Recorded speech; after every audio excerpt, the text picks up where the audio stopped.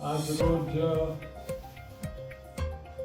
Professor J K. Pandya, department of accounting and financial management, faculty of commerce, honourable vice chancellor સરે એમની faculty of કોમર્સના in charge dean તરીકે નિમણૂક કરી છે.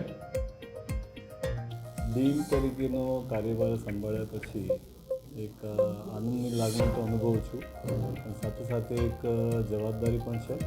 અને ફેકલ્ટી ઓફ કોમર્સ જે યુનિવર્સિટીની સૌથી મોટી ફેકલ્ટી છે, જેમાં 50% વધારે વિદ્યાર્થીઓ અહીંયા એડમિશન લે છે.